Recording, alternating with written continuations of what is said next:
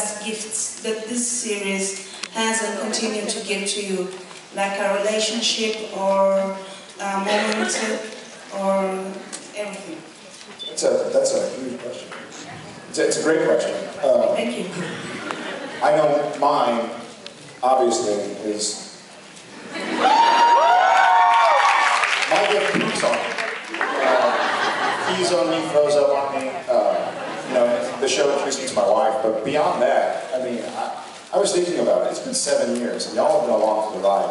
I'm only 29. That's been a fourth of my life almost.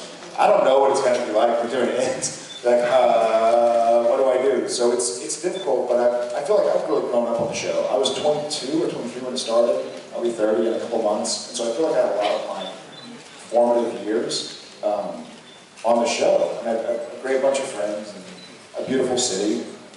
And it's also something to be said for telling a great story and being able to talk about the story with fans from all over the world. So it's really hard to just, I mean, I guess mine obviously is my baby. Yeah, you know, definitely the relationships that we've formed lifelong friendships, you know, not only with each other, but also with crew members and other actors. I mean, we'll see some of them today. You know, even though most of these guys aren't, you know, some of them aren't even on the show anymore, we still get to see them not only here, but we still talk to them, and those are really, really unique friendships that the show has provided for us. So the relationships are something that you know, that are gonna last forever. I mean, you know, I always kind of say, you know, in America we have high school reunions. We only spent 3 years with people at high school. We've spent 7 years with these people, so we're gonna have Supernatural reunions when things over with, just so we can get together.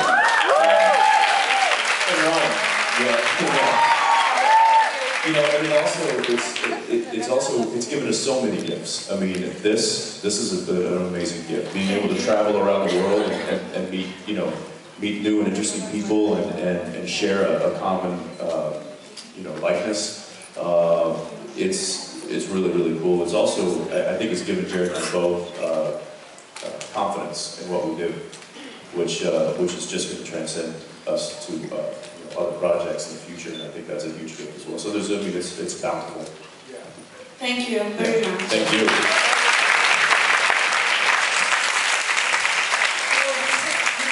Hello. My question is to both of you. During this 7th season, you have played not only 17, but other characters, also other characters. And I think that you did an amazing job. For example, Lucifer's is a masterpiece of actor rock. And I would like to ask you, which character do you like most of all of them, and which character was most difficult to play? I mean, possessed by Meg, Demon Dean, Future Dean, and so on. I like the CSI Sam. And I didn't like Orexia Sam. Those were. I think it's been fun to be possessed. Like either Lucifer or Meg. I've had a lot of fun doing those for me. And the hardest one, I think. Misha, shut up.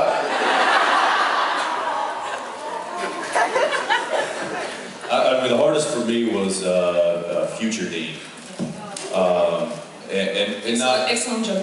Thank you. Because we're actually going to see Future Dean in season like 15. Yeah, we'll see if those line up. Because now he's going to have to match it in 8 years when we're on season 15. No, but it was difficult because I was still supposed to play the same character, but I was supposed to play the same character after 5 years of a different experience. So it had to be very subtle, but it had to still, and so that was tricky. And also having to work with myself, who was very difficult. So that was probably the most difficult one I've done, and I would say the most enjoyable. Gosh, it's been so. The gym teacher was pretty fun. I was pegging that kid with that ball. That poor kid had no idea that wasn't even in the script. That wasn't supposed to happen. I was just like, hey, you know what would be funny here is if I just hauled off and nailed some kid in the stomach. And the producers are like, yeah, do that. And I'm like, all right. who wants to get hit really hard? And this little kid was like, I'm like, all right, I'm going to try not to hit you as hard as I can, but I probably will. So that was pretty fun. We have a good time.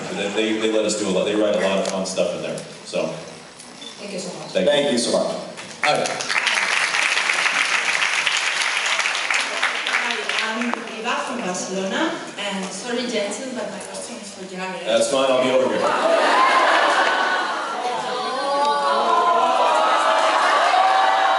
He's going to drop some marbles.